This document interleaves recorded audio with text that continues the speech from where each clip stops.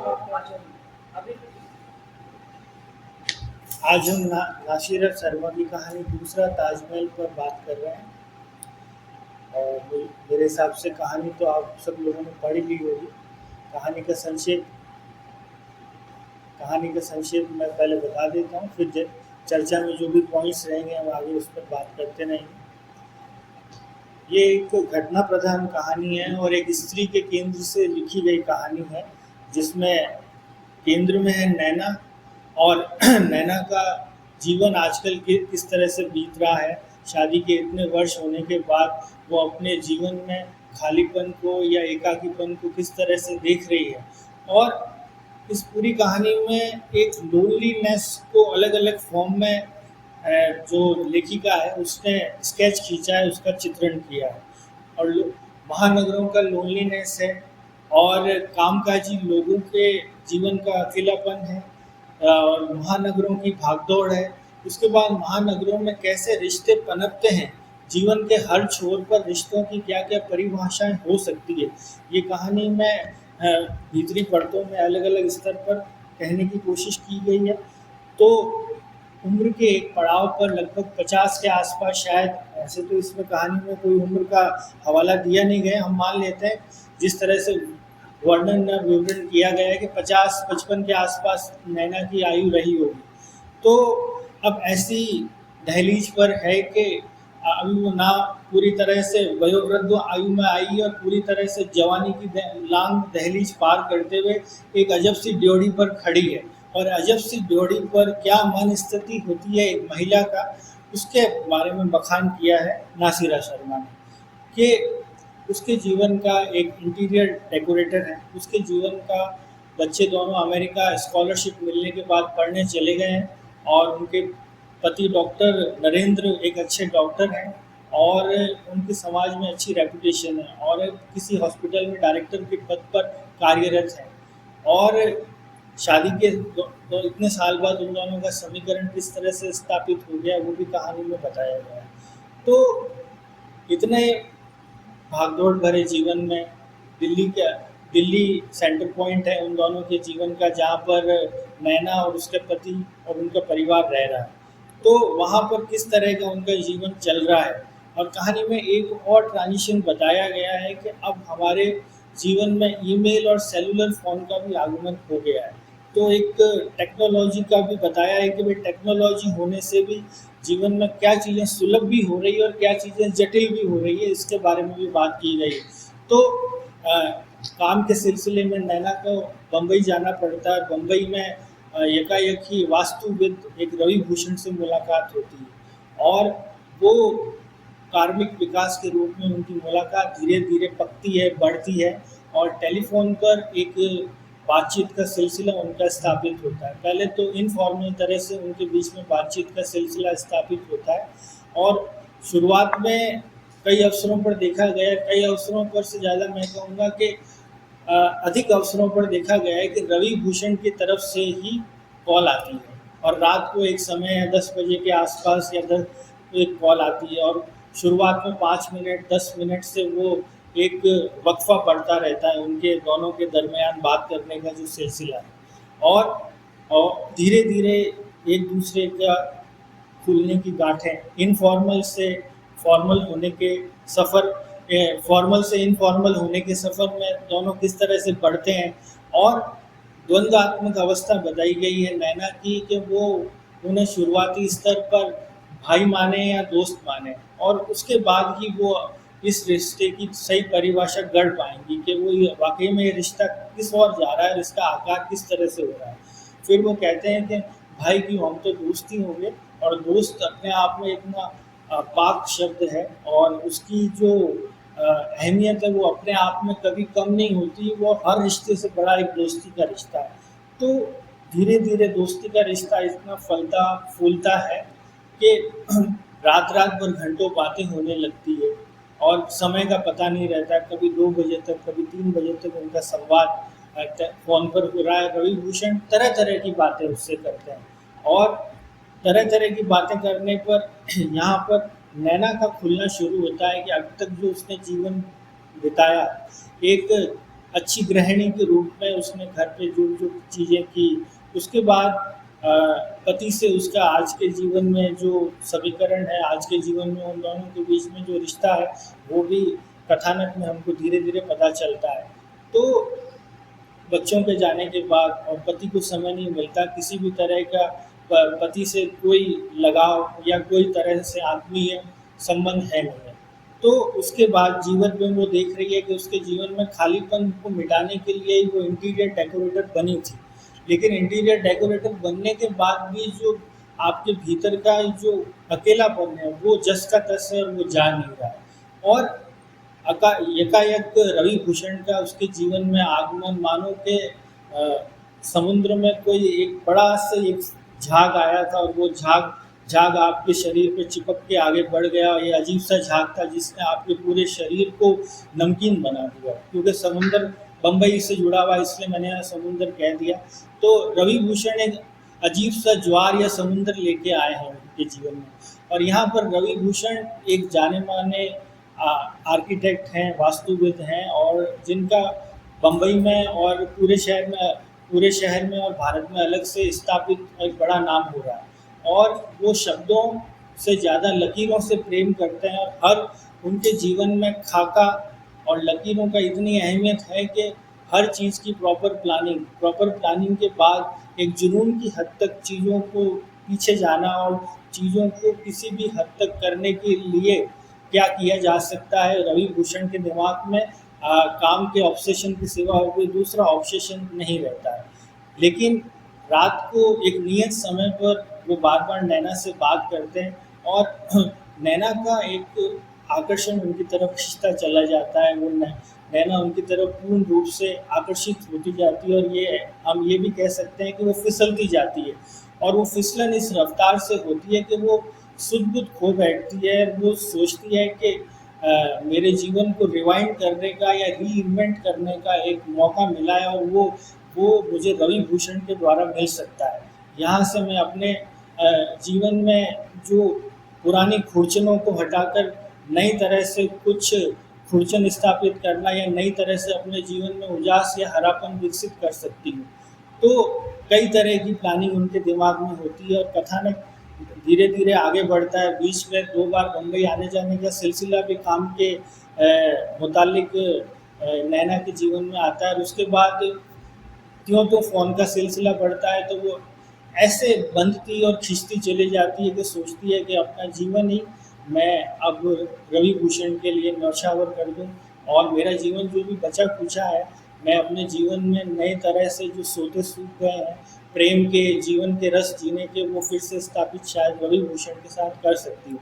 कहानी में अंत में कई नाटकीय मोड़ आते हैं कि रवि भूषण एक मानसिक ऐसी अवस्था या सिंड्रोम से ग्रसित है कि रात में कई लोगों से बात करते हैं, उनको कुछ भी याद नहीं रहता। और यहाँ पर हमारी नायिका नैना ने कई मंसूबे जोड़ लिए थे कि उनके साथ रहने पर ऐसा करेंगे, हम वैसा करेंगे। और घर पर डॉक्टर नरेंद्र को और घर के नौकरों को भी ये बता के जाती है कि 1 महीने बाद मैं बम्बई से लौटूंगी, जब तक घर का जो भी कामकाज है और सारी चीज़ों को व्यवस्थित करके जाती है। और वहाँ जाके उसको इतना बड़ा मानसिक आघात लगता है कि रात में की गई बातें, जो रवि भूषण लंबी वार्तालाप, लंबे संवाद जो फ़ोन पर किया करता था, वो उसे दिन में अपने काम के अलावा कुछ भी याद नहीं रहता। और हर दिन उसका ऐसा होता है कि जो भी रात में किया सब सफ़ा हो जाता है, और हर दिन कोई नया घटनाक्रम, नई बातें उसके दिमाग में उपजती है। लेकिन एक महिला के लिए इस तरह का धोखा खाना जो कहानी में बताया गया है, और एक महिला किसी की छवि गढ़ती है, और अपने जीवन के अकेलेपन को मिटाने के लिए या जीवन को पुनः परिभाषित करने के लिए रवि भूषण नाम के व्यक्ति के साथ संग साथ जोड़ने की जो चेष्टा कर बैठती है, उसका टूटना बिखरना अंत में बताया गया। और ये भी बताया गया है कि कैसे हमारे जीवन में हम ख्वाबों के ताजमहल बांधते हैं, और उन ख्वाबों के ताजमहल जब भरभरा कर ताश के पत्तों के जैसे बिखरते हैं, तब हमारा जीवन अंदर तक किस तरह से टूट जाता है। ये इसका सार।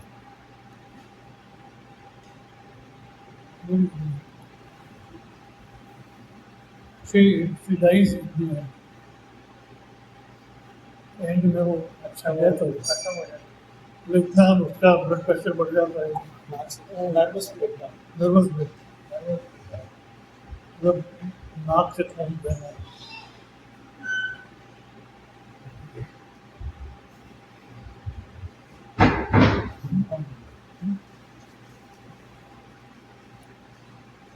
इधर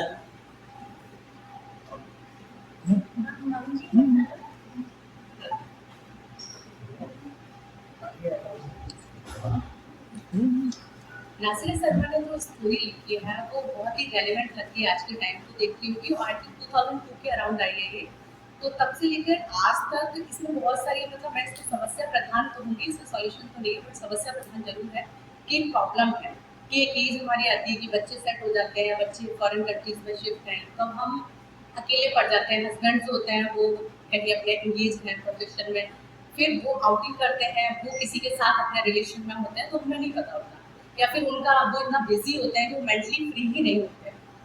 बहुत सारे हस्बैंड्स का हमें लगता है कि अभी हमें ये गोल अचीव करना है, या उनका ऑब्सेशन हो जाता है, उन्हें लगता है कि नहीं ये लाइफ में हमारे लिए पहले फर्स्ट प्रायोरिटी में, बिकॉज कहीं ना कहीं पैसा हमारी लाइफ का एक पार्ट रहता है और बहुत नेसेसरी होता है।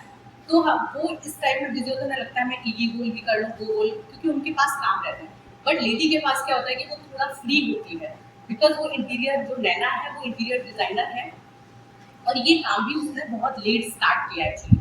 वो शादी के बाद उसकी उसे लगता है कि हाँ वैल्यू कम हो रही है। ये भी रेलिवेंट बहुत ही कॉमन सा वो होता है कि लेडीज के साथ में कि वो हाउस होल्ड जो चोर्स होते हैं उसमें एक्टिव हो जाती हैं और वो सोचती है यही हमारी लाइफ है, लेकिन कुछ टाइम के बाद वो रियलाइज करती है कि नहीं, हमारी लाइफ कुछ और होनी चाहिए और कुछ और हो रही है। उसके बाद वो निकलती है, क्योंकि मैंने भी यही फेज जो है वो फेस किया है। तो बहुत टाइम के बाद मेरा निकलना हुआ, तो मुझे जिस दिन मैं फर्स्ट टाइम मतलब आउट हाउस गई हूँ अपनी जॉब ज्वाइन करने, तो मैंने पता नहीं कितनी बार भगवान को थैंक यू बोला कि भगवान आपने इससे निकाला मुझे, कि मैं मेंटली बहुत स्ट्रेस हो रही थी। तो शायद हर लेडी के साथ ऐसा होता है। नैना के साथ भी सेम सिचुएशन होती है, और जब नैना जो है जब घर में जो है उसको जो अटेंशन है वो नहीं मिल रहा है हस्बैंड से, तो ऑब्वियसली वो कहीं ना कहीं अटेंशन चाहती है, कोई भी लेडी होगी नैना की जगह। तो अब जो नैना का प्रॉब्लम यहाँ से शुरू होता है कि जो दूसरा ताजमहल की स्टोरी है वो ये है कि पहला ताजमहल तो प्रेम का प्रतीक है, लेकिन दूसरा ताजमहल क्या होता है कि उसके रील और रियल लाइफ वाला सिचुएशन क्रिएट हो जाता है। कि रियल लाइफ में तो चीज़ें जो होती हैं फेयरली हमें दिखाई देती हैं, बट रियल लाइफ जो होती है वो कुछ और होती है। सेम थिंग उसके साथ जो रवि भूषण है, जो आर्किटेक्ट हैं, तो वो भी उससे जब बात करते हैं, और आई थिंक इससे मुझे प्लीज सर ये क्लियर करिए कि वो ड्रिंक करके कॉल करते हैं या फिर उनको कोई साइकोलॉजिकल डिसऑर्डर है? ड्रिंक करके, है ना? तो यहाँ से एक चीज और क्लियर हो जाती है कि ड्रिंक करने के बाद और ड्रिंक करने से पहले दो फेस होते हैं किसी भी इंसान के, है ना? और जो जेंट्स हैं मोस्टली मैं देखती हूँ आजकल का तो फैशन है कि हाँ भाई मुझे तो बहुत कम लोग ऐसे मिलते हैं कि हाँ बहुत कम लोग हैं जो ड्रिंक नहीं कर रहे हैं। तो उनका होता है कि वीकेंड पे ड्रिंक कर रहे हैं, और जो रवि भूषण है उन्होंने क्या किया है कि वो ड्रिंक के बाद जो बात करते हैं वो उनको याद नहीं रहती। इसका मतलब उनका एक मतलब आउट ऑफ कंट्रोल रहते होंगे, क्योंकि वो भूल जाते हैं चीजों को। और उस सिचुएशन में एक लेडी के लिए एक मैसेज भी है कि आपको किसी पे ट्रस्ट नहीं करना चाहिए, और एक एक्स्ट्रा मैरिटल अफेयर का कंसेप्ट जो है वो आई थिंक 2002 में नासिरा शर्मा ने देखा है अपने आसपास के लोगों में, तभी ये जो स्टोरी है उन्होंने लिखी है। तो यहाँ से एक एक्स्ट्रा मैरिटल अफेयर का जो पॉइंट है उसमें ये कि लेडी किस तरीके से फंसती है लोगों के बीच में, या फिर कोई भी पर्टिकुलर पर्सन उसको कैसे अट्रैक्ट करता है, और फिर उसको एक चीट करने का जो कंडीशन है वो यहाँ पे है। हालांकि वो जानबूझ के नहीं कर रहा है, वो ड्रिंक में आउट ऑफ कंट्रोल, उसको पता ही नहीं है कि उसको चीट भी कर रहा है, या कर भी रहा है तो वो अलग तरीके से कर रहा है। तो यहाँ पे सिचुएशन है नैना की कि नैना उसको रियलिटी समझ लेती है। उसे लगता है कि हाँ जो उसके जो हैप्पी हार्मोन्स या लव हार्मोन है वो एक्टिव होते हैं उससे बात करने से, तो उसको लगता है कि हाँ ये सिचुएशन मेरे लिए अच्छी है या फिर मैं इसके साथ कंफर्टेबल हूँ, बट ऐसा है नहीं। तो एक मैसेज ये रहता है कि हाँ लेडीज को इस सिचुएशन से बाहर कैसे निकलना हो। इसमें सॉल्यूशन तो नहीं दिया है, बट मुझे लगता है कि हाँ आपके एक्स्ट्रा मैरिटल अफेयर में पहले तो जाना आई थिंक कोई ऑप्शन मुझे नहीं लगता, जब तक कि आप मतलब अपनी तरफ से स्टार्ट नहीं करें, या फिर कहीं ना कहीं हमारे समाज में भी एक्सेप्टेबल नहीं है। और दूसरी चीज ये कि आई थिंक स्पिरिचुअलिटी जो है, आध्यात्म है, वो हमें सही मायने बताता है कि हमें अध्यात्म से जुड़ के हम इन चीज़ों को कैसे करेक्ट कर सकते हैं, उन चीज़ों से बच सकते हैं।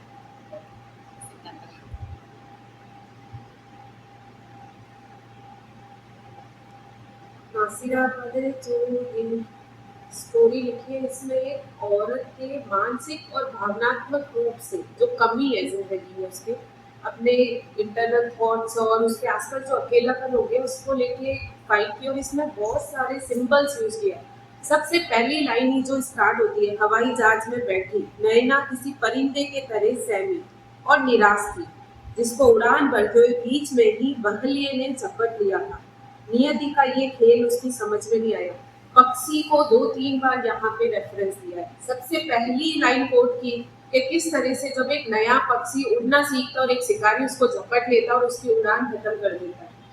तो और एक जगह पे मैना, कैसे मैना पिंजरे में बंद है और एकदम से जब वो रविंदर से जब बात करते हैं इसे नशे में, वो अपने बहलाते रहते हैं। सम्मोहन पावर जो कहते हैं कि एक अकेलापन जो होता है, सबसे फर्स्ट ही मीटिंग में इतनी पार्टी में वो किसी से सम्मोहित नहीं होती है। उनसे ही सम्मोहित क्यों होती है? क्योंकि वो एकदम अकेले खड़े हैं और एक अलग तरह की पर्सनैलिटी दिख रही है सिगरेट के धुएं में उनको, उस पर्सनैलिटी में।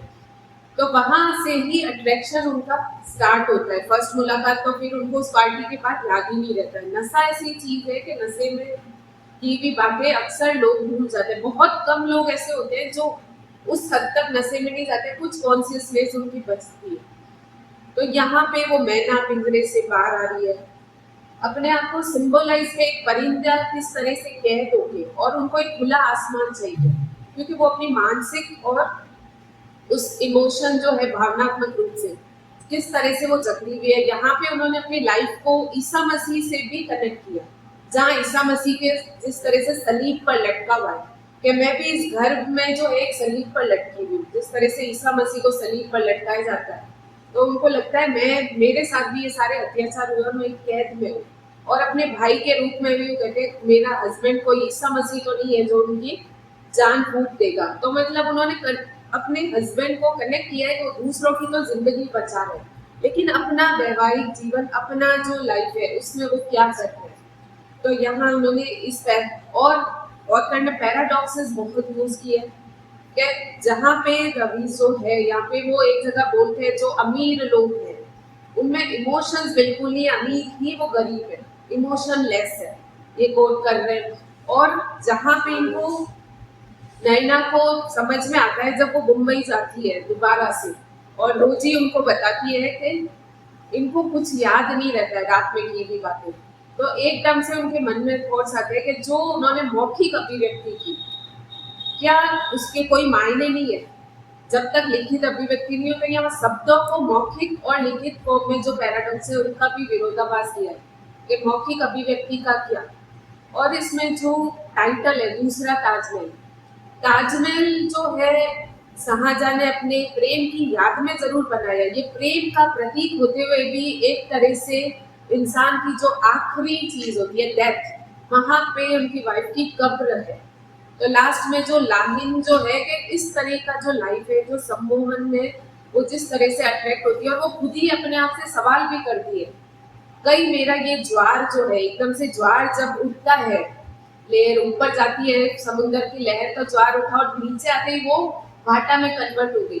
तो क्या मेरा भी ये जो फील है जो उनको लेके कहीं ऐसा नहीं हो कि वो भाटा में कन्वर्ट हो जाए। वो अपने आप से बहुत बार सवाल करती है, डाउट को एक पर्सोनिफाई कर देती है, एक रूप दे देती है कि मेरे कहीं एक कनेक्ट होता है। शुरू में ही वो पहले अपने आप से सबसे पहला ही उसका जो विरोधाभास होता है कि वो लड़की है कि ये रिश्ता क्या है, क्या मैं इनको भाई कहूँ या दोस्त। लेकिन जब उनके कहने पे नहीं भाई मत कहो दोस्त, और वो दोस्ती का फॉर्म किस तरह से उनके शब्दों के जाल से वो अपने आप का एक अलग ही सपनों को, कल्पनाओं को बुन लेती है।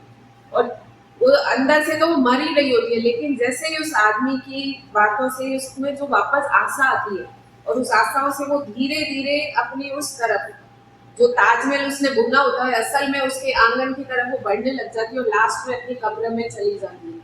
तो यहाँ पे जो ताजमहल का जो मेन सिखाया है कि जो डेथ की तरफ वो अपना रास्ता तैयार कर रही है, वो इस तरफ बढ़ती है। तो लास्ट में भी जो लाइन है कि मुमताज की कब्र पे दाखिल होगी, तो वो अपने आप को अकेलेपन को उस वे में लेके जाती है। और उस अकेलेपन का एक टाइम आता है कि वो उन आशाओं में, उन भले कुछ पल के लिए ही सही, उसको थोड़ी देर के लिए ही उन बातों से, अकेलेपन से निकलने का मौका मिलता है, लेकिन वो धीरे धीरे वो सम्मोहन, वो जो कल्पनाएं होती है, वो उसको वहाँ उस ताजमहल जो बुनती है अपना, उस बुनने वाले ताजमहल में वो असल में पहुंच चुकी है उस कब्र में।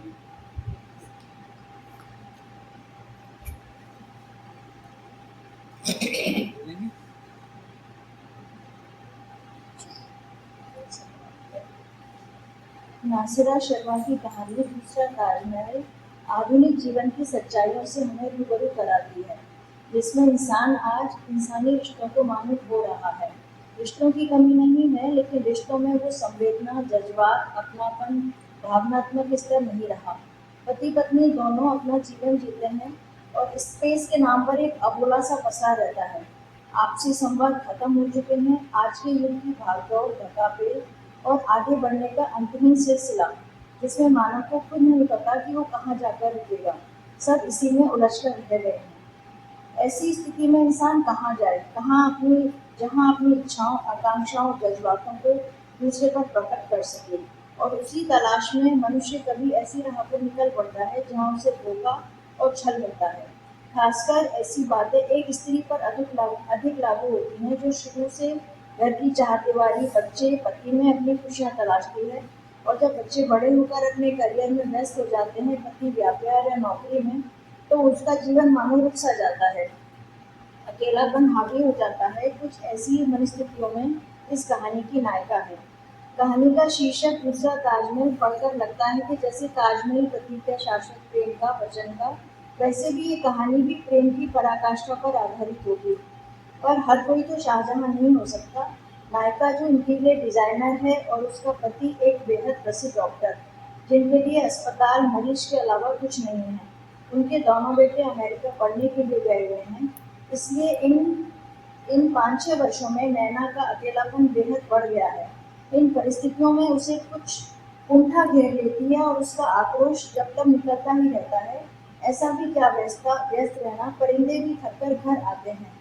उसकी मनस्थितियाँ समझने वाला कोई नहीं है। उसके चाहत, जज्बात, इच्छाएं सभी दम तोड़ चुके हैं। यहाँ तक कि उसका छोटा भाई, जो उसका अच्छा दोस्त भी था, जिससे बातें करके उसके मन के वेग और आवेग निकल जाते थे, वो भी अब इस दुनिया में नहीं रहा। ऐसे समय में एक आर्किटेक्ट उसके जीवन में आता है।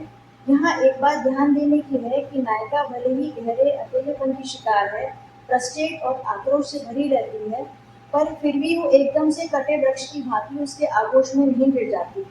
रवि भले ही कितने भी सुंदर शब्दों की गगनचुंबी इमारतें बना बनाकर उसको भरमाता है, तो वो अपने अंतर मन को टटोलती है कि वो उसमें इतनी दिलचस्पी क्यों ले रहा है। वो उसमें अपना भाई तराशती है, फिर रवि के इस बात से इनकार करने पर उसे अपना दोस्त मान लेती है। रवि के उसके जीवन में आते ही मानो मरुस्थल में बाहर आ जाती है और उसका दिल वीरान पड़ा था, उसमें उसी इच्छाओं, कामनाओं के फूल खिल जाते हैं। पहले उसे जिन बातों पर गुस्सा आता था, जल्ला जाती थी, वो खुश रहने लगी है। अब उसे नरेंद्र की कमी नहीं खटकती। अब उसे रात का इंतजार रहता है, जब केवल वो होती है और कल्पनाओं में रवि की खुशनुमा बातें। उसके जीने का अंदाज बदलने लगा है। वो स्वयं को प्यार करने लगी है, प्रसन्न रहती है, श्रृंगार करती है, बनती संवरती है। पहले उस पर थकान हावी रहती थी, अब वो खिली खिली रहती है। खैर, भाई, सखा, दोस्त से होते हुए ये बातचीत का सिलसिला औरत और मर्द की चाहत पर आकर ठहर जाता है। नैना के भीतर छुपी हुई चाहत अब सब सपना बनकर उसकी आंखों में उतरने लगती है और बार बार रवि के बुलाने पर वो बम्बई जाने की तैयारी करने लगती है। वो रवि के घर में अपना दूसरा घर तलाशने लगती है, या फिर यूँ कहें कि वो अपने अतृप्त और नीरस जीवन को छोड़कर दूसरे घर में जाना चाहती है। बम्बई एयरपोर्ट और एयरपोर्ट से ऑफिस पहुंचते पहुंचते उसके सपनों का ताजमहल भर भराकर टूटकर बिखर जाता है। जहां रवि उसे कहता है कि रात को बेहोशी के आलम में कुछ भी कह देता है, रात की बातें उसे याद नहीं रहती। ये बहुत अजीब सी बात लगी मुझे कि उसे याद नहीं रहता। तो अगर उसे याद नहीं रहता तो उसे ये भी याद नहीं रहता कि नैना एयरपोर्ट पर स्टेशन लेने के लिए ड्राइवर को भेजना है। अंततः निष्कर्ष यही निकलता है कि रवि उसके दिल के साथ खेल रहा था या फिर वो टाइम पास कर रहा था। लेखिका नासिरा शर्मा ने बेहतरीन शब्दों की बिसात बिछाई है, जिसमें नरेंद्र, रवि और नैना जैसे प्यादे हैं, जिसमें हार केवल नैना की होती है। अंत में वो प्यार की बलिवेदी पर स्वयं को कुर्बान करती है।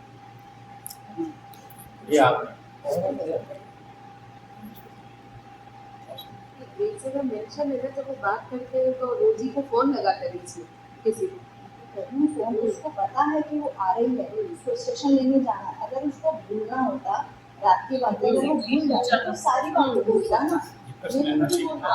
और वो उसको पहुंचते से ऑफिस में ये कहता है, नहीं ऑफिस में आते ही उनको कहता है कि इस बार कहाँ रुकेंगी आप। तो उसे ऐसा नहीं है कि उसे सब याद नहीं रहता, वो उसके साथ टाइम पास कर रहा था, उसको नहीं लगा था कि वो आ जाएगी उसके लिए। स्प्लिट पर्सनैलिटी का भी शिकार नहीं है।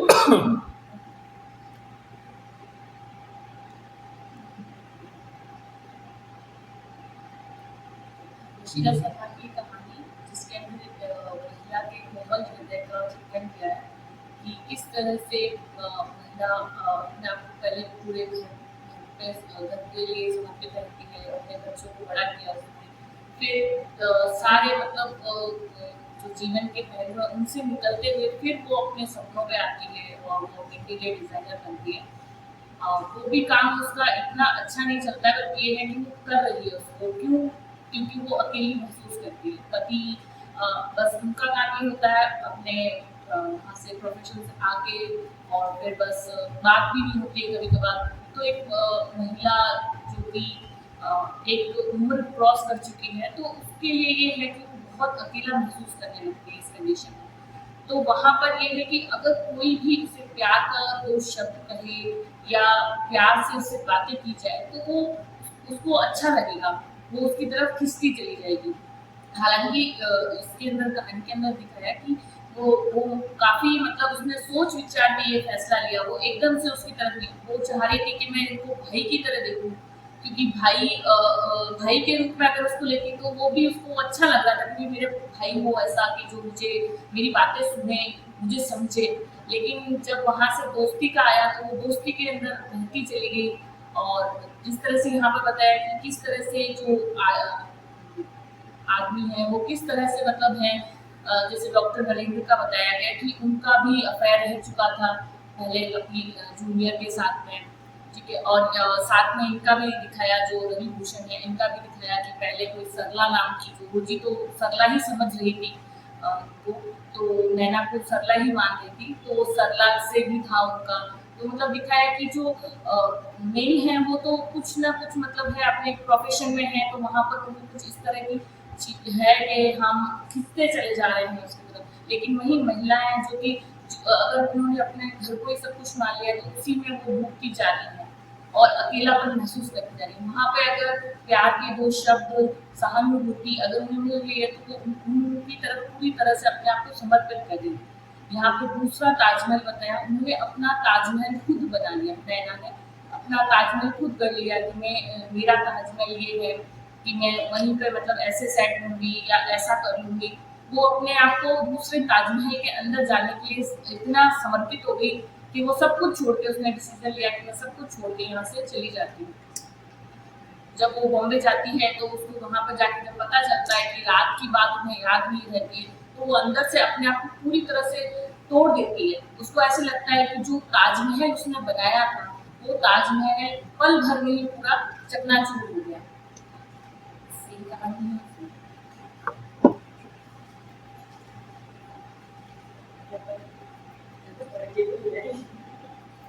ये बोलेंगे। हाँ, अनु कुछ बोलना? अच्छा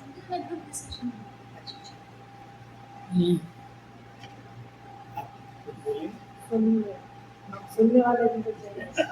सर आप बोलिए, आप बोलिए।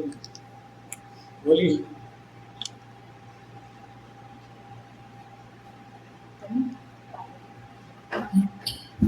अनु भी आए हैं। Turn left, then turn left. आप बोलिए। मैं क्या नोट्स घर पे भूल गया, थोड़ा डाउनलोड हो रहा है। चलो मित्रों, अभी तक जो कहानी के विचार अपने सामने आए, उसमें एक बात उभर के ये आ रही है कि ये एक लोनली फीमेल की कहानी, एक ऐसे औरत की कहानी है जो एक ग्रस्त जीवन को जीते जीते इस प्रकार से अकेली हो गई है कि उसको कोई एक विकल्प चाहिए अपनी अकेलेपन को दूर करने। एक तो ये बात मेरी सामने आई। दूसरी बात, ये जो करेक्टर जो इसमें कहानी में आए हैं, मुक्ता जी ने ये जरूर पॉइंट आउट किया है कि वो रवि भूषण है, उसको एक्चुअली याद है सब, और मैं भी आपकी बात से सहमत हूँ कि वो, हालांकि उसकी जो असिस्टेंट है वो भी कहती है कि सर को याद नहीं रहता, ये रात को क्या क्या भूल जाते हैं वगैरह। मुझे ये कहानी, ये जो स्तर आपने ढूंढे हैं वो तो ही स्तर इस कहानी का। मुझे ये कहानी ह्यूमन साइकोलॉजी की, ये केवल किसी स्त्री के अकेलेपन की कहानी नहीं, ये ह्यूमन अकेलेपन की कहानी। और अगर आपने डेसमंड मॉरिस को अगर पढ़ा, जिसने 3 बहुत अच्छी किताबें लिखी है, the naked life, the intimacy and दो मुझे याद है, एंड ह्यूमन बिहेवियर। इसमें डेसमंड मॉरिस ने सेक्स के 10 उपयोग है, और उसमें एक उपयोग है एक्सप्लोरेटरी सेक्स। एक तो है जो संबंध बना कायम रखने में काम, एक संबंध ढूंढने में काम होता है, एक नए नए प्रयोग करने में काम, मतलब उसमें 10 प्रकार की। और मैं आपके सामने ये विनम्रता पूर्वक कहना चाहता हूँ कि ह्यूमन साइकोलॉजी में जितना पश्चिम में जितना विचार हुआ है, उतना भारत में नहीं हुआ, क्योंकि भारत में हम इस विषय पर हम हमेशा टैबू हमने रखा है। और इस प्रकार की जो कहानियाँ सामने हुई, पहले भी ये कहानी निम्फो वगैरह के रूप में हमारे सामने आ चुकी है, इस प्रकार की कहानियाँ सामने आती है तो हम उस दिशा में इसको डिकोड करने के बारे में कम सोचते हैं। गालिब का एक शेर है, रोके है मुझे काबा तो खींचे है मुझे कुफ्र, रोके है मुझे काबा तो खींचे है मुझे कुफ्र, पीछे है मदीना आगे कलीसा में। यानी आदमी का पूरा जीवन इन 2 लाइनों में है कि एक तरफ उसकी सांस्कृतिक वैल्यूज, उसकी कल्चरल वैल्यूज उसको रोक रहे हैं। रोके है मुझे ईमान, ईमान इस्लाम की एक कल्चरल वैल्यू, रोके है मुझे ईमान तो खींचे है मुझे कुफ्र, कुफ्र जो है सिन, वो क्रिश्चियनिटी की वैल्यू। पीछे है काबा मेरे, कलीसा मेरा, कलीसा चर्च को कहते। तो आपकी संस्कृति, आपकी कल्चर आपको तो तीनों के रोकती, लेकिन बायोलॉजिकल इंस्टिंक्ट आपकी कल्चरल वैल्यूज को नहीं मानती। It is a conflict of socio biology and biology, I would say it's a conflict of socio biology and biology. हम ये क्यों नहीं मान रहे हैं कि वो अकेलापन जो है उसकी एक डिजायर है एक न्यू रिलेशनशिप की तरफ, और इसमें ऐसे संकेत है कहानी में कि वो टेलीफोन के बातचीत में जितने फिजिकल हो सकते हैं वो होते हैं, जितने टेलीफोन में संभव है फिजिकल होना उतने फिजिकल हो रहे हैं, लेकिन जब वो मिलते हैं तो नहीं हो पाते, क्योंकि उनका ईमान, उनकी कल्चरल वैल्यू अरे वो आदमी तो उस औरत से भी ज़्यादा डरपोक कि वो भूलने का नाटक कर, भूलने का नाटक, प्योरली नाटक कर। आपने ठीक कहा। और उस नाटक की वजह से उस औरत के ऊपर ये जो द्वंद है, जो मैं ये कह रहा हूँ गालिब का, आपकी कल्चरल वैल्यूज का और आपके आकर्षण का, कुफ्र यानी पाप, गलत चीजें, गलत सही किसने बनाई? कल्चरल वैल्यूज ने बनाई। गलत सही क्या है? हमारी कल्चरल वैल्यूज कह रही है ये गलत है, ये सही। तो उस गलत सही के द्वंद में वो औरत इतनी फंस गई कि शी हैड टू डाई, वो खत्म ही हो गई। उसका दबाव, उसका ब्लड प्रेशर, उसका मेंटल हालत इतने बिगड़ गए उसकी वजह से कि she died out of that pressure. तो वो जो ताजमहल एक सपनों का, एक मोहब्बत का, एक नए प्यार का एक आगाज हो सकता था, वो एक कब्र में तब्दील हो, तब्दील हो। तो इस कहानी में मुझे ये दरअसल, अच्छा दूसरी बात, ह्यूमन साइकोलॉजी में ये क्यों कह रहा हूँ, क्योंकि वो भी तो अकेला है, वो बातें कर रहा है रात को टेलीफोन पे, लेकिन वो फेस टू फेस एक्सेप्ट नहीं, क्योंकि वो उसमें इतनी हिम्मत नहीं है कि वो अपनी कल्चरल वैल्यू को छोड़। औरत में तो इतनी हिम्मत है कि वो अपनी पूरी गृहस्थी को छोड़ के आ गई, लेकिन उसमें तो इतनी भी हिम्मत नहीं है कि वो उसको घर में ठहरा सके।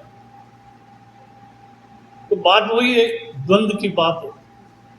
अच्छा, सेकेंडली इस कहानी में ऐसे इंडिकेशन है, नैना का पति के भी अफेयर है इसमें जिक्र।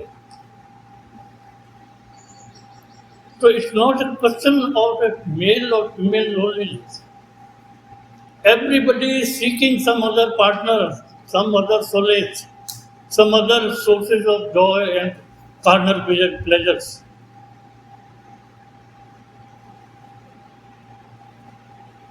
It's an open and shut case of exploratory sex. Picture ऐसे ना कभी अलविदा ना कहना, एक्चुअली वो है। Every human being, whether male or female. और उस टाइम में भी तो इस लेडी को इतना दिखाया है कि अपने डिसीजन अभी भी खुद ले रही है, जॉब कर रही है, बाहर जा रही है, ऐसा कोई परमिशन वाली चीज नहीं दिखाई है, तो विक्टिमाइज किया गया है इसको। और मेरा तो क्वेश्चन ये, ताजमहल ही क्यों बनाना है? ताजमहल तो एक कब्र है, आपको प्रेम के लिए ताजमहल ही क्यों चाहिए? नहीं, ताजमहल तो प्रेम की निशानी है। प्रेम का तो प्रतीक है, उन्होंने अपने प्रेम की याद में बनाया, लेकिन है तो क्या वहाँ पे? आखिर मुमताज को दफन कराया गया। आपको मालूम है साहिर लुधियानवी और शकील बदायूनी में ताजमहल को लेकर एक बार बहस हो गई थी। नो, आप याद है? तो सिंबल प्रेम का ही है। आप भले उसकी किसी क्या करें, पहले ही जाके उसकी प्रेम की होगी ताजमहल। तो पहले साहिर को कहा गया था ताजमहल फिल्म में दिलीप कुमार और वैजयंती माला की कि आप इस गीत को लिखो, मना कर दिया। उसने कहा कि नहीं, एक संस्थान है दौलत का सहारा लेकर हम गरीबों की मोहब्बत का उड़ाया है मजाक, उसने ये कहा। तब शकील बदायूनी को ये गीत दिया गया, उसने ये गाना लिखा, एक संस्थान बना कर ताजमहल तो मोहब्बत की निशानी दी है, वो इस फिल्म में आया। तो फिराक गोरखपुरी को एक बार कहीं साहिर लुधियानवी में मिल गया, तो जामा मस्जिद के बारे में कहा फिराक गोरखपुरी ने, और साहिर साहब क्या हो रहा है, तो जामा मस्जिद पे भी लिखो है कि एक संस्थान ने दौलत का सहारा लेकर हम गरीबों की परिस्थिति का उड़ाया है मजाक।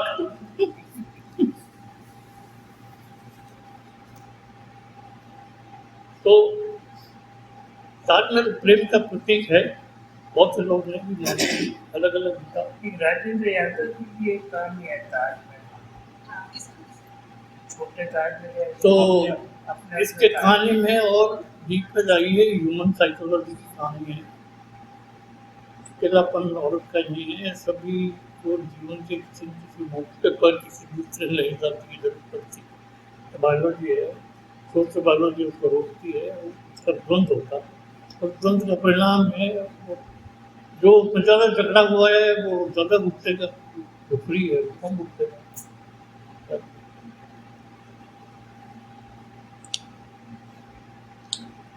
जो सर ने जो बात कही उसी को मैं थोड़ा इलाज करना चाहता हूँ। तो गालिब का एक शेर है, इश्क पर जोर नहीं ये वो आतिश गालिब, इश्क पर जोर नहीं ये वो आतिश गालिब की लगाए ना लगे और बुझाए ना बुझे। तो यहाँ पर है ना एक सेकंड ताजमहल इन्होंने लिखा है, तो मैंने कहा कि इसको ताजमहल ही क्यों लिया, मतलब तो एक्चुअली जो आर्किटेक्ट है उससे फिर क्या डिमांड करेंगे, कुछ ऐसा बनाने की डिमांड करेंगे। तो इनमें मतलब इनमें जो है ना सिंबलाइजेशन ले रखा है इन्होंने दूसरा ताजमहल। एक तो वो मॉन्यूमेंट है जो उसके मन में बन रहा है ना, दूसरा उसकी कल्पनाओं से बन रहा है, वो किसी मिट्टी से ईंटों से उससे नहीं बन रहा है, और वो वास्तविक नहीं है, वो साइकोलॉजिकल है जैसे सर ने कहा। हाँ, काल्पनिक ताजमहल है वो। तो वो जैसे आर्किटेक्ट है तो उससे वो यही डिजाइन कर सकती थी। दूसरा ये है ना, मतलब कोई लव स्टोरी भी नहीं है, ये एक लोनलीनेस की स्टोरी है, अकेलेपन की एक स्टोरी, इसको मोटा मोटा पढ़ के ऐसा लग रहा है।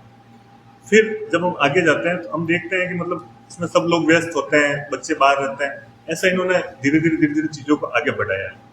तो इसकी जो साइकोलॉजिकल जो जर्नी है वो इमोशनल वैक्यूम से स्टार्ट होती है। इमोशनली वो फुलफिल्ड नहीं है, अगर फुलफिल्ड होता तो ये स्थिति नहीं आती। तो मुझे ना मतलब जब मैं ये कहानी पढ़ रहा था तो मुझे दो चीजें लगी इसमें। इसके जो राइटर है ऐसा लगा उन्होंने कहीं सेल्फ रियलाइजेशन जो वो रियलाइजेशन हुआ वो उनको हुआ। दूसरा मुझे लगा इस कहानी का साइकोलॉजिकल एस्पेक्ट अपना जो सिगमंड फ्राइड है, जो उनकी जो किताब थी इंटरप्रिटेशन ऑफ ड्रीम 1899 के करीब से आई थी, उन्होंने कहा था कि मैन वो नहीं है, यानी ह्यूमन वो नहीं है कि जो वो दिखता है, बल्कि ये वो है जो उसका अनकॉन्शियस माइंड है। तो एक्चुअल में उसके अनकॉन्शियस माइंड में तो वो कुछ और थी, वो जो वैक्यूम था जिससे वो बन गई थी। और सोसाइटी जैसे सर ने बताया कि उसको सप्रेस के, सोसाइटी की जो लिमिट्स है, सोसाइटी की फाउंडेशन है, उससे वो चल रही थी। जैसे ही उसके सामने वो मौका मिला तो वो अनकॉन्शियस माइंड, वो जो ड्रीम्स थे उसके, वो धरातल पे आ गए, जिसका ये सारा अपना परिणाम रहा। इसको अपन आगे डिस्कस करते हैं।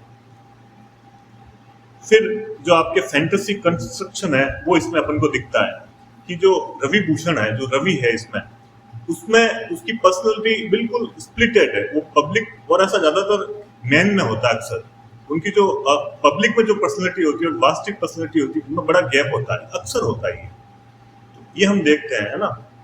और लास्ट में जो कोलैप्स होता है, जो रवि मना कर देता है, ये सारा होता है। तो इसको अपन साइकोलॉजिकल एस्पेक्ट को मैं थोड़ा डिस्कस करना चाहूंगा यहाँ पर।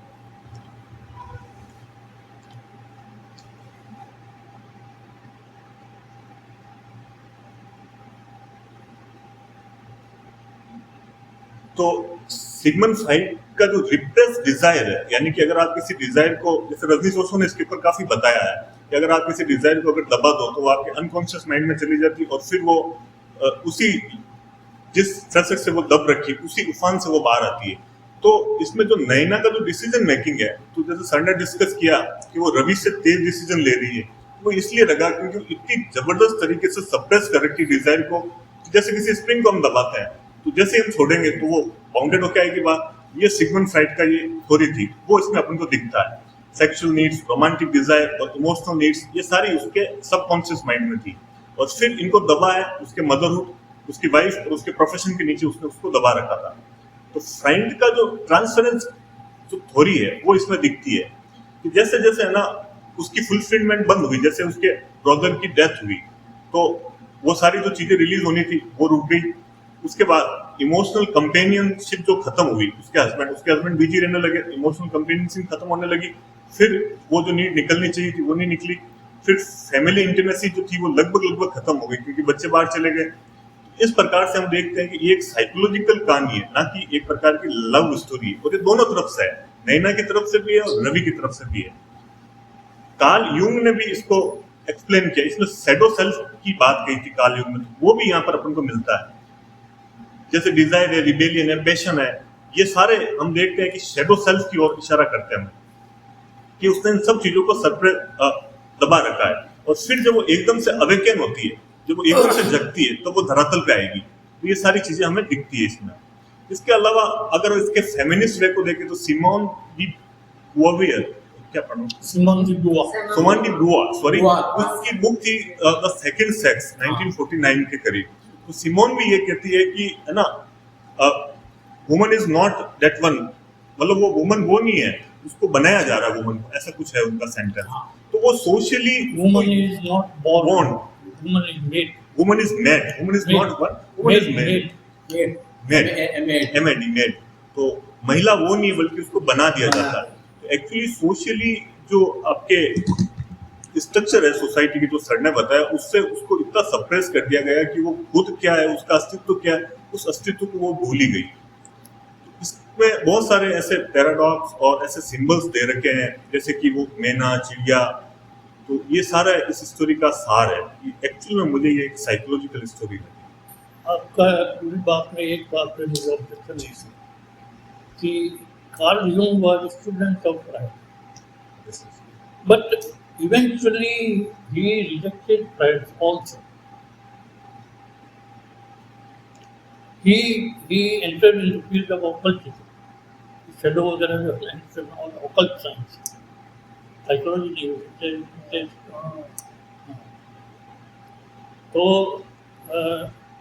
यूंग को फ्राइड के सपोर्ट में कोट नहीं किया।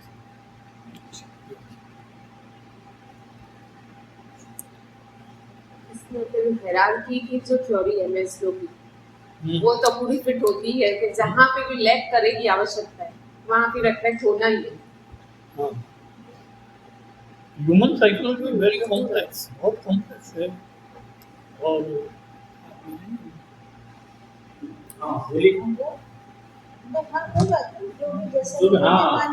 शुरू में ऐसा होगा, लगेगा कि आपने नहीं बताया या ठीक नहीं बोला है, लेकिन बाद में धीरे धीरे आपको जो भी मुझे देखिए ऐसा लगता है कि नैना ना कहीं अपना अकेलापन तो रवि में ढूंढ ही रही थी, लेकिन जब भी वो रवि से बात करती तो वो इतनी खुश या इतनी इसलिए रह पाती थी, मुझे जो फील होता है, क्योंकि वो उससे ज़्यादा, रवि से ज़्यादा अपने आप को खुश महसूस करती है। तो अपने अंदर जो उसने सप्रेस कर रखा था इतने टाइम से, ये घर, बच्चे, परिवार, रिस्पॉन्सिबिलिटी, जिन भी चीज़ों में, इन सब में शायद खुद को कहीं खो चुकी थी।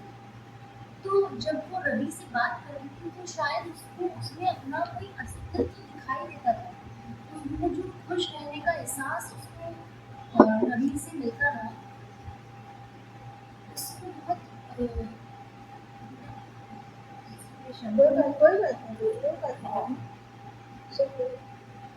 इसको जो उससे अटेंशन मिलती, जो केयर मिलती थी, वो कहीं ना कहीं उसके अकेलेपन को बहुत उससे दर्शाती है कि every, it's not a girl और मतलब लड़की या लड़के का कोई सपोर्ट नहीं है, अटेंशन सबको चाहिए।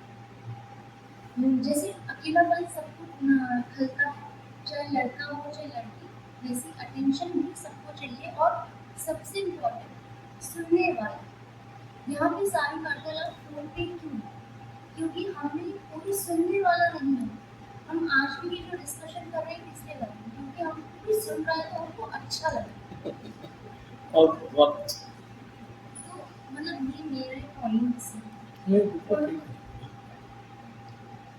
ये जो उसने सपनों का ताजमहल बनाया था, जिसमें वो खुद को कहीं देख रही थी, खुद को पहचानने की कोशिश कर रही थी, खुद के अस्तित्व को ढूंढने की कोशिश कर रही थी, वो उससे लंबी लंबी बातें करना, उसको जानना, ये सब उसको इसीलिए अच्छा लगा था मेरे नज़र में, क्योंकि वो रवि में कहीं ना कहीं खुद को जो एक्चुअल है, जैसे कि सर ने बोला कि हम कभी कभी समाज में और अपने अंदर के जो हमारे इंसान जो हम एक्चुअल में होते हैं उसको सप्रेस करते रहते हैं, क्योंकि समाज क्या सोचेगा उसकी का। तो जब हम किसी को चाहते हैं तो हम ये कहते हैं कि उसके साथ इतना खुल के जी, इतने खुशी से रहे या इतना खुल के जी कि हम उसमें हम जैसे हैं वैसे एक्चुअल उसके साथ रह पाए और वो खुशी उसको रवि दे रहा है, जिसमें वो खुद को वैसा देख रही थी जैसा वह खुद को देखना चाहती थी, बट समाज के कारण वो खुद को कहीं ना कहीं सप्रेस करती रही, छुपाती रही कि नहीं ऐसा नहीं है या नहीं ऐसा नहीं हो सकता। क्योंकि अब इसमें जो पहल की गई है वो आप लोगों की मतलब जो मैंने सुना है कि रवि के अकॉर्डिंग की गई है कि आप मुझे भाई भी बुला सकते हैं या दोस्त भी बुला सकते हैं। ये बात नैना भी कह सकती है। नहीं ये रहना ही कहते हैं। अच्छा नैना ही कह रही है। तो ये फिर वो समाज के डर से कह रहे हैं, क्योंकि शायद कहीं ना कहीं वो दोस्त चाहती है, लेकिन समाज के डर से ये सवाल, क्योंकि ये रवि के मुंह से सुनना चाहते हैं कि वो क्या चाहते हैं। पहले अपने आप को प्रायोरिटी नहीं दी। यस सही कह रहे हैं। ये अब इसमें एक्चुअली थोड़ा सा आप और डीप में वो क्या क्लैरिटी चाहती है ये पूछते कि तुमको दोस्त कहूँ या भाई कहूँ, what kind of clarity she want, क्या क्लैरिटी चाहती है? वो खुद भी फ्रेंडली चाह रही थी, वो भाई नहीं चाह रही थी। बिल्कुल खुद एकदम सुनना सही कह चाह रहे रही वो थी, खुद भी भाई नहीं चाह हाँ रही नहीं चाह भाई वो तो खुद कोई सुनना चाह रही थी कि उसको सुने। भाई के रिलेशन में physicality is excluded, whereas in friends it is not excluded. जो आपने पॉइंट कहा ना सर कि समाज के डर से, सीधी बात रवि करो। ने बहुत- रवि ने आपने जो सही कहा वो थोड़ा डरपोक है, वो भी समाज के बारे में ज्यादा सोच के और इस तरह से, क्योंकि वो भी अकेला है कहीं ना कहीं और वो अपना अकेलापन से कहीं पी वो के तो बात ही या करने लोगों से दो। बात कर करके अपना अकेलापन, चाहे वो नैना से कर रहा हो या कोई और दूसरी लड़कियों से कर रहा हो, वो भी कहीं ना कहीं अपने अकेलेपन को इस तरह से सप्रेस कर रहा है, समाज के डर से दूसरों से फोन पे बात कर रहा है। और इसीलिए एक्सेप्टेंस नहीं है। एक्सेप्टेंस इज अ मेन की इन दिस कहानी मेरी नजर में। आपने जो गलिब का शेर बहुत पढ़ा है, क्या है वो इसकी इश्क ये क्या शेर था वो, शेर ऐसा इसको वो अतिशय इश्क पर जोर नहीं, ये वो आशीष है, गाली लगाए ना लगे बुझाए न बने। एक्चुअली ये शेर इस गाने में लागू नहीं है। इट इज नॉट अबाउट इश्क, it is about affair. Extra Affection. Mention Affection. Affection, I guess मतलब अफेक्शन नहीं, इट्स अबाउट अट्रैक्शन। वो उनका हस्बैंड का भी दिख है, वो भी उस प्रोफेशन में है, रात दिन वहाँ में स्टूडेंट है, तो वो एक अफेक्शन ही था उनके स्टूडेंट की तरफ कुछ साल पहले का, जहाँ दो और यहाँ पे ये भी इंटीरियर अफेक्शन तो डिजाइनर है ही है, वो है, भी पार्ट है architect उसका, उसको एक्सक्लूड नहीं कर सकते। और 2002 में लिखी गई कहानी आज ज्यादा है, ज़्यादा दूर नहीं, ज्यादा है, आज ज्यादा नहीं ज़्यादा relevant। आज ज्यादा है। लेखक की नज़र हमेशा आगे रहती है, बहुत जल्दी भाप लेता है कि भाई, या भाप लेती है, दोनों में से कह दीजिए। वैसे इस कहानी को आप देखिए कि इस कहानी की विशेषताएं और कुछ की जो मूल बातें हैं उनको मैं आपके सामने बताऊंगा, जो मेरी समझ में आया है। ये कहानी समस्या प्रधान है। लेखिका कहानी जो मुख्य जीवन की जो विशेष रूप से स्त्री पक्ष को लेकर के, उन्होंने बाकी चीज़ों का चर्चा की है, लेकिन वो केवल चर्चा मात्र की है। विस्तार से जिसकी व्याख्या की है वो स्त्री को लेकर के, नैना के जीवन को लेकर की है और समस्या बताई है। और मैं समझता हूँ कि लेखिका का सबसे ज़्यादा जोड़ी समस्या को बताने है, हल क्या होगा उसको नहीं बताया है। जैसे कि आपने अपने तरफ से हल दिया है वो एक अलग बात है, लेकिन समस्या को सामने रखा है, नंबर 1। और दूसरी बात जो उस चीज़ से लोगों ने मतलब कि बहुत टच नहीं किया, एक लाइन से तो शुरू में आता है कि जिसको उड़ान भरते हुए बीच में ही बहेलिए ने झपट लिया। रवि भूषण जितना आपको लगता है डर रहा है, वो डर नहीं रहा है। मैं आगे अपनी व्याख्या बताऊंगा, डर नहीं रहा है, उसकी दूसरी प्लानिंग। तो आपकी जो स्त्री जीवन की जो व्यथा कथा है, उसकी जो अकेलेपन और संवादहीनता उसके जीवन में जो आ चुके हैं, जब उसके बच्चे उसके विदेश पढ़ रहे हैं, पति का मतलब प्रमोशन हो गया है, वो हमेशा बाहर रहकर पूरा अपने प्रोफेशन डूबा हुआ है, तो बिल्कुल संवादहीनता भी है घर में, कोई बातचीत नहीं होती, सप्ताह वो चला जाता है, कोई उससे बातचीत करने वाला नहीं है, और अकेलापन, दोनों ही एक्यूट है, बिल्कुल चरम। उसको ऐसे अवस्था में रवि भूषण से उसकी जो है इंटरेक्शन होता है, और वो इंटरेक्शन आप देखें कि धीरे धीरे जैसे से बढ़ता है, उसकी बहुत ही सुंदर व्याख्या इस कहानी में की है। इतनी सुंदर व्याख्या की है कि आप यदि उसको पढ़ेंगे तो मैं इसका आपको ध्यान जो है इस पर लाना चाहूँगा। इसमें शुरू में जो उसकी बात देखिए, बिल्कुल लेखिका ने कितना बहुत ही सरल शब्दों में शानदार तरीके से बात करी है कि सप्ताह भर बाद उनको रवि बच्चन का फोन आता है पहली मुलाकात के बाद, है ना, और 5 मिनट की यह बात अगले सप्ताह, इस सप्ताह तो 5 मिनट तक बात होती है, अगले सप्ताह 10 मिनट तक है।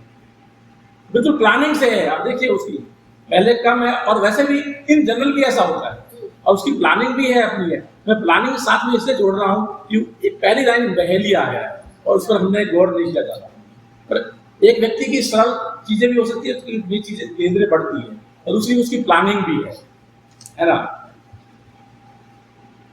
और लेखिका ने यहाँ पर एक बात जो कही है, उजागर कही है, जो सामान्य सत्य है, जो आपने महसूस किया है कि 2002 के बजाय आज 2026 में ज्यादा सही है कि बिना काम के फोन का मौसम तो कब के बीत चुका है ना।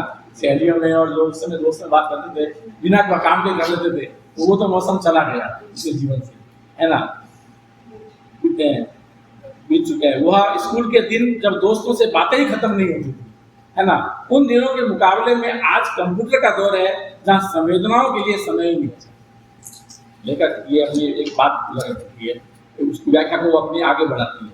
उसके बाद रवि भूषण किसी मीटिंग के सिलसिले में दिल्ली आता है, तो उसे ये भी लगता है कि ऐसा नहीं है कि बिल्कुल मतलब कि ये दिमाग नहीं रखती है, उसको लगता है कि ये जो दिल्ली आया है काम के बहाने से मिलने आया है, ये यहाँ पर वो जज करती है। लेकिन फिर भी क्योंकि वो अपने अकेलेपन और समानता से जूझ रही है, उसको ठीक लगता है। ये समझ में आने के बाद भी उसको ठीक लग रहा है, और यहाँ पर वो जो है कहना चाहिए कि जो उसका नकारात्मक हो सकता है उसको पास कर देती है, नहीं कोई बात नहीं। हाँ, और वो जब ये महसूस करती है, उसकी आंखों में सम्मोहन है, गहरा उसका आकर्षण है, तो चीजें कैसे बदलती है वो कहानी बहुत अच्छी तरह से मतलब कि बताया गया है। और आप देखिए कितनी सुंदर पंक्तियों में उसको बताया गया है, जो रिलेवेंट है, कहानी से अलग नहीं है, कहानी में शामिल है, को बताया गया है कि एक रंग जो मौसम बदलने से पहले हवा में फैलने लगता है, कुछ वैसी ही कैफियत से नैना घर पे 2-4 हुई, एक खुशी जैसे उसको मिल गया हो, मगर क्या इसी उधड़बुन में वो तैरती हुई आगे जाके रास्ते के पेड़ उसको चमकीले दिखाई दे रहे हैं। सोचिए, अब जैसे ही आकर्षण और आप किसी के समूह में पढ़ते हैं तो चीजें कितनी बदल जाती हैं, चीजें वही है जो पहले, लेकिन महसूस बिल्कुल चेंज हो जाता है, रियलाइजेशन बिल्कुल चेंज होता है। घर लौटते हुए उसको सड़क की बत्तियां चिराग की तरह जलती हुई, जैसे जीवन में प्रकाश आ गया हो, तो कितनी अच्छे जो इसमें। और वो हमेशा सूचना सुनकर हमेशा की तरह आक्रोश से नहीं भरी, बल्कि उसे लापरवाही से कंधे झटके और गुनगुनाती हुई कमरे में दाखिल। देखिए पूरा एक तरह से जो रूपांतरण हुआ है, ट्रांसफॉर्मेशन हुआ है उसका उस चीजों से। तो ये समस्या बताया गया कि ये उसकी कमियां हैं, उसको ये चीज नीड है।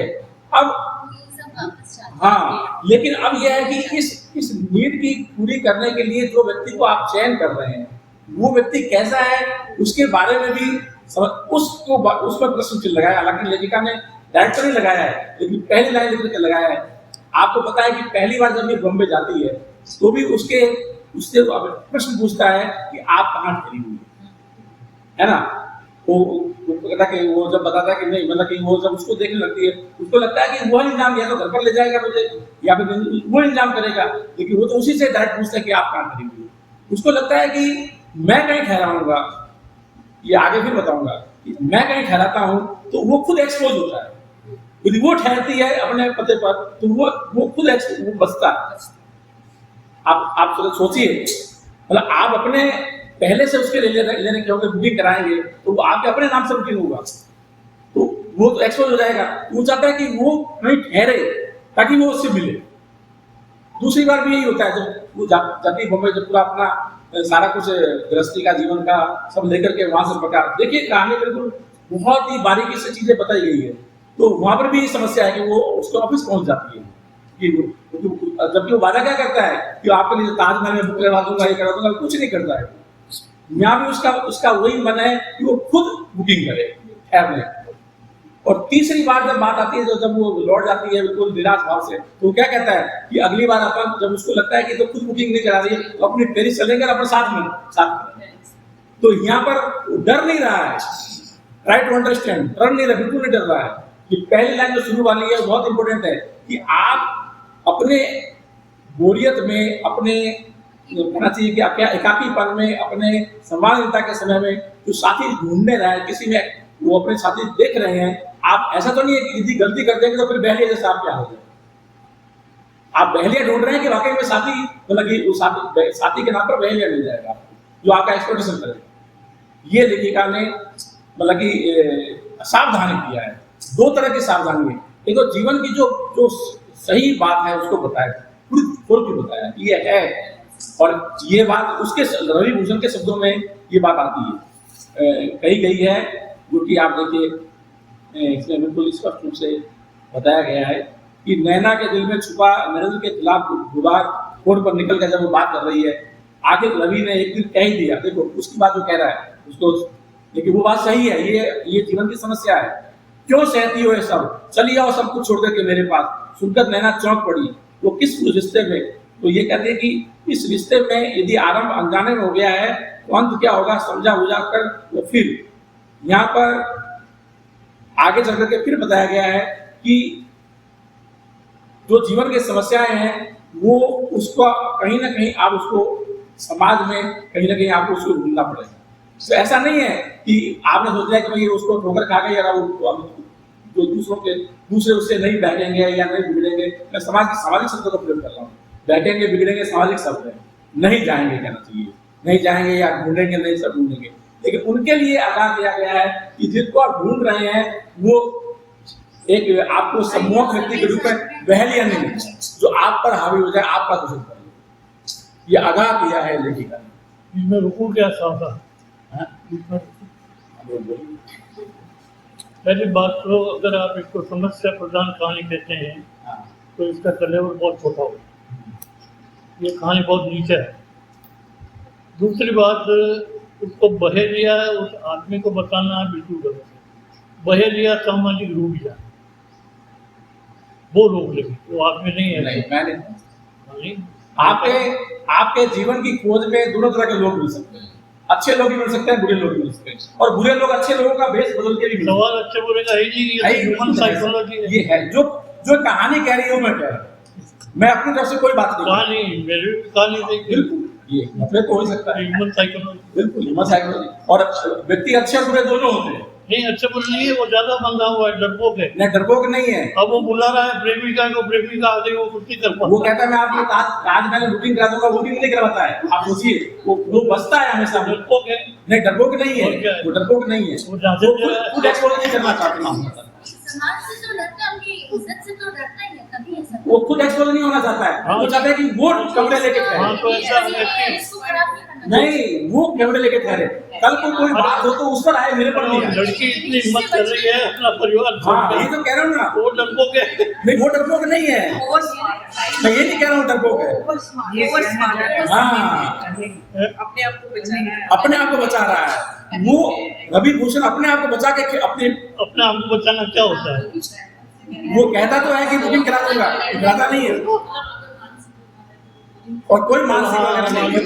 ये तो अपने क्या उसका कोई मानसिक वाली बात नहीं। ये क्या नहीं हुआ है? इतना तो नहीं हो सकता ना। हाँ, आधी बात याद है, आधी बात। कामयाबी तो बताया उसको। हाँ, बिल्कुल कामयाब, ऊपर की जो लाइन कौन कामयाब है? अपने अपने प्रोफेशन में कामयाब है, अपने अपने प्रोफेशन में कामयाब होना ठीक है, लेकिन यहाँ पर जो है मैं समझता हूँ, देखिए ह्यूमन बिहेवियर में कामयाब है क्या? जो मित्र आपको मिलेंगे, ये लेखिका का मुझे तो लगता है कि आगाह किया है, वो दोनों तरह के हो सकते हैं। अच्छे होंगे तो आपका ठीक है, जीवन अच्छा गुजर जाएगा, अच्छे नहीं होंगे तो आप एक्सपोज हो जाएंगे, आप बदनाम हो जाएंगे। दोनों आपका चॉइस आपका है कि आपको किस तरह से चुनना है, कैसे करना है, क्योंकि अच्छे के बेस में बुरे लोग मिल सकते हैं। ये भी लेखिका ने आगाह किया, अपने तरीके से आगाह किया है।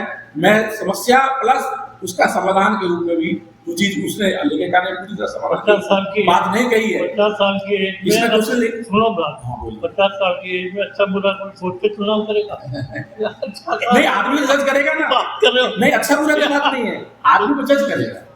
जजमेंट पावर आ गई। गलत इंटरप्रिटेशन है, एक बार आप टोटली मिसलेड कर रहे हो, नहीं मैंने कंप्लीटली मिसलेड कर रहे हो। समस्या और अंत में जो उसको फल मिलता है, समस्या प्रधान नहीं है। मैं जो बिल्कुल समस्याओं को रेखांकित किया है, उसके अकेलेपन को और उसकी समाधीनता अकेलेपन को रेखांकित किया और है, समाधीन। समस्या तो यही है ना, समस्या ये है, मैं ये नहीं कह रहा समस्या क्या है, अगर- अकेलापन और समाधि। अगर ये कहानी समस्या ये और क्या है? अगर एक व्यक्ति की समस्या है तो ये बिल्कुल ही छोटी कहानी नहीं, व्यक्ति की समस्या नहीं है, हाँ। ये आधुनिक जीवन की हर नर नारी की समस्या है। उसके लिए लेखिका ने आपको हाँ। मतलब अवेयर और- किया कि आप अपने आप को, जैसे आपने बताया एक ऑप्शन, हाँ। आप स्पिरिचुअल साइड में गए या कुछ भी आप सोचिए अपने आप को कुछ ना कुछ क्वालिटीज में, या कुछ भी आप क्रिएटिव अपने साइड में जाइए, ताकि इस तरह अब वो जो भी है, अब अंतिम जो ताजमहल जो सोचा हुआ उसका कब्र बन जाता है, तो यहाँ पर सबने तो गालिब को याद किया है, मैं महादेवी वर्मा को याद करता हूँ और 4 लाइन में महादेवी वर्मा का स्मारक। इस असीम तम में मिलकर, तम अंधेरा, इस असीम तम में मिलकर मुझको पल भर सो जाने दो, इस असीम तम में मिलकर मुझको पल भर सो जाने दो, बुझ जाने दो, बुझ जाने दो देव आज मेरा दीपक बुझ जाने। लागू करो इस पे। वो आया ना, खून आया है, अपने आप को वो बिल्कुल महसूस करती है, बोल वो आखिरी में लास्ट लाइन क्या है, तो उसको अपने ऊपर ये गिल्ट भी था, कितना उस पर प्रेशर हो, वो बिल्कुल ग्लानि थी कि मैं क्या करने चली थी और मुझे साथ क्या हो, क्या उसके साथ हो गया, उसके साथ चीट हुआ है, वो महसूस कर रही है। वो अपने ऊपर अपना विश्वास खो चुकी थी। बिल्कुल। वो अपने उससे ये गिल्ट था उसको वापिस कि बढ़ो, ये लाइनें एक बार मैं साथ इतना कैसे किसी के उसमें रह रही। देखिए और कितना उसको शौक लगता है। देखिए आप इसमें लेखिका के 2 लाइन पढ़िए जो लिख रही है, बड़ी देर तक वह कुर्सी पर बैठी खाली नजरों से मुसाफिर को बाहर निकलते देखती रही। उसके दिमाग में सब कुछ कुछ सा गया, मतलब साफ हो गया था। कौन सा घर, कौन सा शहर, कौन सा पता जहां उसको जाना था, मतलब वो अपने घर को, पते को, शहर को, सब कुछ इतना शौक लगता है उसको। आप सोचिए उसकी चीटिंग ने उसको इतना शौक किया है कि सब कुछ भूल गई, जबकि वो कितना विश्वास करके गई थी वहां पर, अपना सारा गहने लेकर के, वो करके, और 1 महीने का बहाना बना करके मैं नहीं तो आऊंगी। आप मान लो चीटिंग हुई, उसके साथ चीटिंग हुई। क्यों हुई? क्योंकि नहीं, मतलब एक तरह का चीटिंग कैसे, बट ये जो चीटिंग है आप बोल रहे हैं ना, लेकिन मेरी नजर में अलग, ये क्या बता, मेरी नजर में ये है कि चीटिंग से ज्यादा जो उसने मतलब वो मरी ना, वो चीटिंग की वजह से नहीं, हाँ वो उसके ऊपर से खुद का जो विश्वास टूटा ना, उसकी वजह से। उसका विश्वास क्यों टूटा? विश्वास क्यों टूटा? हाँ, ये उसने किसी पे ऐसा नहीं, ये भी तो हो सकता है। एक पॉइंट आप ये भी तो सोचिए ना कि उसने ये सोचा अपने लिए कि मैंने किसी पे कैसे इतना विश्वास तुम्हारा विश्वास, बिल्कुल राइट, यू आर राइट। मैंने किसी वो को एक ही बात है। क्यों नहीं समझा, आप जो मैं कह, हाँ आप या वो बार-बार भूल जाता है, या मैंने यस, क्यों नहीं आप उसी बात को दूसरे तरीके से कह रहे हैं। क्योंकि मैं उस नजर से देखती हूँ कि मैं उस नजर से देखती हूँ कि गलती हम हमें ढूंढने रहता था किसी और में, rather than रवि जी में और नरेंद्र जी में। अब महावीर प्रसाद की लाइनें पढ़ो एक बार दोबारा। लेकिन प्यार तो अंधा होता है, उसमें ये इतना होता ही नहीं। अगर ये नहीं अंधा होता तो वो पढ़ती क्यों? आपका हो गया 2-3 पॉइंट में। बिल्कुल बिल्कुल। एक तो बार बार हम एक रूट एंड कॉज की बात कर रहे हैं, तो उसको मैं थोड़ा और विस्तार दे देता हूँ। उसको एम्प्टी नेस्ट सिंड्रोम कहते हैं, जिसकी कहानी में पूरी एक खाका खींचा गया है।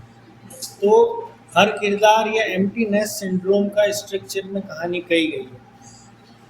दूसरा, इस कहानी में कोई विक्टिम नहीं, एक स्केच खींचा गया। मतलब रवि को भी छटपटाते हुए हम नहीं देखते हैं, रवि भूषण को भी। लेखिका ने किसी को विक्टिम नहीं बताया, उसमें एक्शन रिएक्शन और वो जिस कंडीशन में जैसा बिहेव कर सकता है उसके अकॉर्डिंग उसके एक्शन।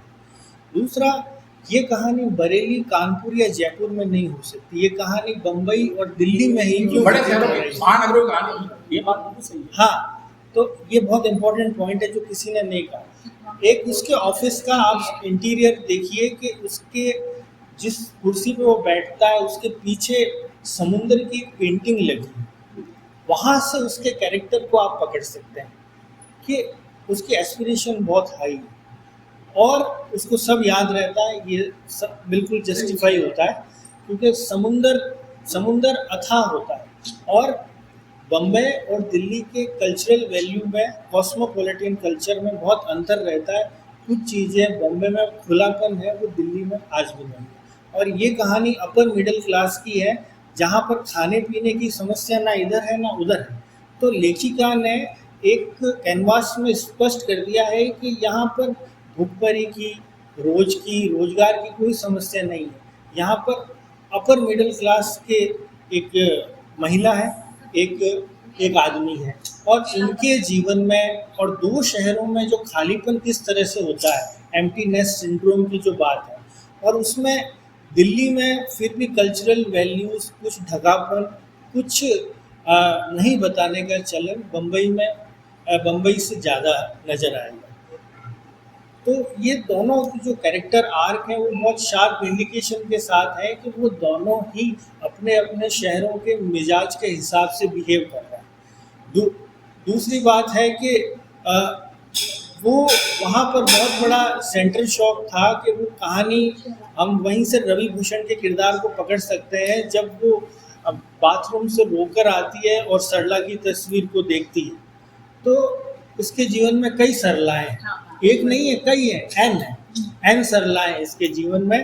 तो यहाँ पर हो सकता है कि वो जो ट्रैप में आई है तो उसके लिए एक शॉक होने की बात है। हाँ, और उसके बाद अपनी बेटी से कैसे कंफर्टेबल बात करता है। अब बेटी से कहीं जाने की बात होगी, क्या पता वो भी रात को कहा होगा, लेकिन उसको सब याद है। तो उसके दिमाग में पता है कि मुझे कब कहाँ कैसा बिहेव करना है। तो ये एम्प्टीनेस सिंड्रोम के साथ ही इंसान मैनिपुलेटिव और किस तरह से चीज़ों को मैनेज करना जानता है। और एक तरह से डिज़ायर और अट्रैक्शन तो इसका कोर एलिमेंट है, वो केंद्र में है। और डिज़ायर और एलिमेंट में वुमेन की फिजियोलॉजी और मैन की फिजियोलॉजी कैसे बिहेव करती है, वो पूरा ही खुलेपन से अपनाने के लिए या इस यात्रा में एक्सपेरिमेंट करने के लिए 100% तैयार है। लेकिन वो अपनी जो इमेज है, रवि भूषण एक सोसाइटी में कैसे बिहेव करता है, उसकी जो इमेज है यहाँ पर, और वो कह रहा है कि मेरा पेशा तो बहुत ड्राई है, यहाँ पर तो पग पग पर झूठ है। तो वो पेशा ड्राई है इसलिए उसको पीना पड़ता है, ये उसका कॉज है। इसलिए पेशा इतना ड्राई है कि वो उसको भुलाए कैसे। दिन भर की जो उठा पटक हुई है, दिन भर जो कॉन्ट्रैक्ट हुए हैं या जो भी उन्होंने मैनिपुलेशन किया है, और मैनिपुलेशन में कहीं ना कहीं उसके अंदर भी कुछ दबा हुआ है कि उसकी पत्नी का रोल इसमें ज़्यादा हमको पता नहीं चल रहा। तो सरला आई और भी कई सरला आई, तो वो भी किसी सिंड्रोम में, किसी तरह के लोनलीनेस में एक्सपेरिमेंटल बिहेवियर। नहीं, मुझे तो आप एक प्रश्न का उत्तर दे दीजिए कि जो इसी कहानी में आया, मैं कहानी से अलग प्रश्न नहीं पूछ रहा हूँ। इसमें बताया है कि मैं आपके लिए ताजमहल में एक कमरा बुक करा दूंगा, क्यों नहीं करवाता है वो? मुझे इसका उत्तर दीजिए। इसी कहानी में आया है, मैं अपनी तरफ से नहीं कह रहा हूँ। ताजमहल में कमरा मारने के बाद होगा ना? नहीं, इसने कहा इस कहानी में होटल की बात था। ताजमहल होटल है बोलने में, आज मैं कमरा बुक करा दूंगा, वो खुद कहता है और उसको बाद में नहीं करवाता है। तो उसका उत्तर दिया ना मैंने, लड़कों के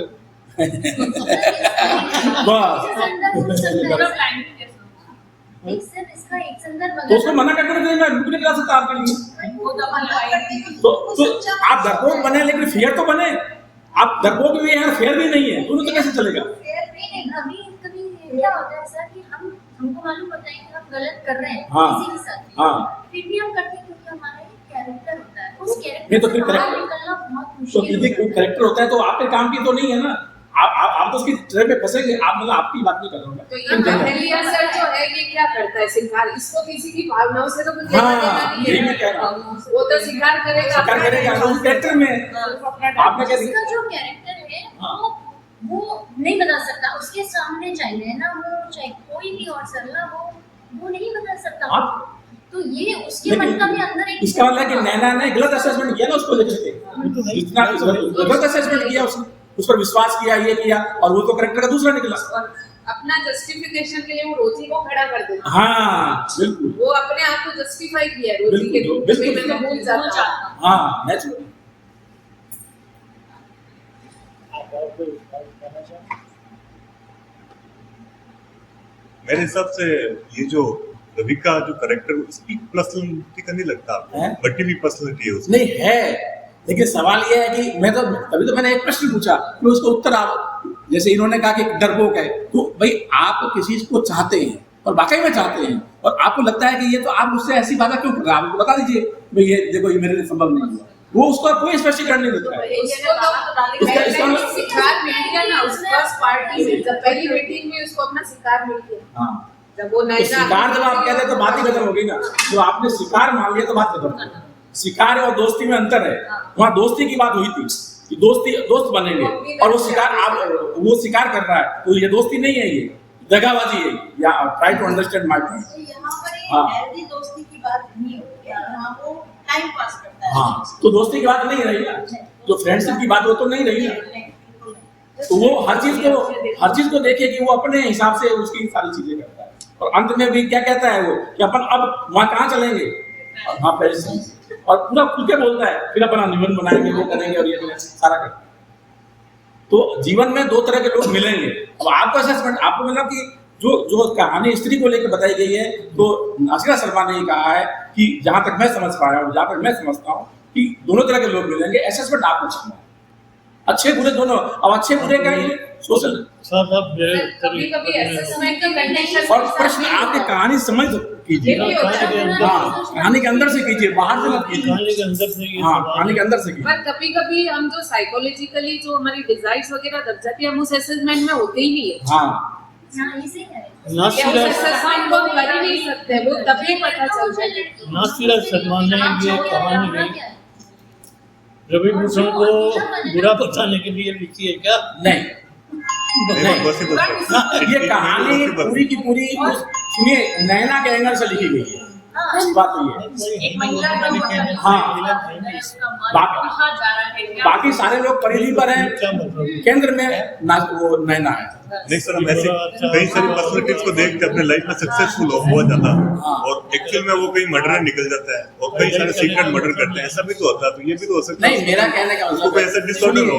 सुनिए जब आप फ्रेंडशिप का हाथ बढ़ा देते हैं तो आपको फ्रेंडली आप यदि मैनिपुलेशन कर रहे हैं तो फ्रेंड्स तो नहीं रहेंगे ना, मतलब आप फ्रेंड्स तो नहीं रहेंगे। इसी बात का तो उसको शौक लगा है कि उसको फ्रेंड्स के रूप में जब एक्सपोज पूरा हो जाता है वो तब उसको शौक लगता है। और कितना शौक लगा है, पूरी पहला पैराग्राफ ही आप देख लीजिए, यदि आप अच्छी तरह से वापस पढ़िए उसको।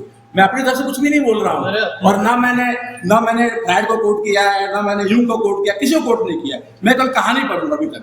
ये कहानी तो हम भी पढ़ है क्या? वो नहीं बात क्या है? कहानी के परे जाकर के आप कुछ भी बोल दीजिए, ये कहानी को तो कहानी छोड़ना नहीं। क्या सुनो, एक स्त्री का पुरुष के प्रति आकर्षण हो सकता है, एक पुरुष का स्त्री के प्रति आकर्षण हो सकता है, एक स्त्री बोल्ड है और एक पुरुष पीछे है, ये काम नहीं उसको इतना वो किया है ना, मतलब रेडी किया है कि वो घर छोड़ छोड़ हाँ। दिया, मतलब उसको इतने सारे वो बोल्ड है, मैं कह रहा हूँ बोल्ड है, वो बोल्ड है। मतलब उसको इतने सपने दिखा आप तो देवदास के प्रेमी हो, पर वो बोल्ड थी, देवदास बोल्ड नहीं था। हाँ लेकिन उसे देवदास ने उसको मैनिपुलेशन नहीं किया उसके साथ में, क्या बात कर रहे हो आप? पूरी कहानी में मैनिपुलेशन किया है कहीं पर भी? देवदास ने किया है क्या मैनिपुलेशन? ये फैंटेसी और वो अलग थीम है। नहीं तो आप भी तो देवदास को लेके आए हो ना, तो आप मुझे बताइए उन्होंने कोई मैनिपुलेशन किया हो तो? प्रेम यदि प्रेम में है, मैनिपुलेशन कैसे नहीं किया? जब कैसे वो किया? कह रही है कि मेरे साथ शादी करो, वो जवाब नहीं देता। हाँ जवाब नहीं दिया है, मैनिपुलेशन नहीं। ये थोड़ी कहा है कि अपन मान के चले जाएंगे और आ जाएंगे, ये मैनिपुलेशन नहीं मैनिपुलेशन नहीं तो क्या है? मैनिपुलेशन नहीं किया उसने, मैनिपुलेशन का सवाल ही नहीं उठा। ये आरोप तो कोई लगा ही नहीं सकता कि देवदास पर उसने मैनिपुलेशन किया। क्या बात करते हैं, यदि मैनिपुलेशन करता तो देवदास ही नहीं रहेगा, तो देवदास ही नहीं रहेगा। नहीं डायरेक्ट इस तरह का नहीं है। देवदास तो अपना वो कर नहीं पाता है, उस शौक में तो अपना सर्व होम कर देता है। क्या बात करते हैं सर? को रॉन्ग किया है। ये कहते हैं कि प्रेम में पुरुष मरता है, इसमें स्त्री मरती है। हाँ ज्यादातर पुरुष मरता है।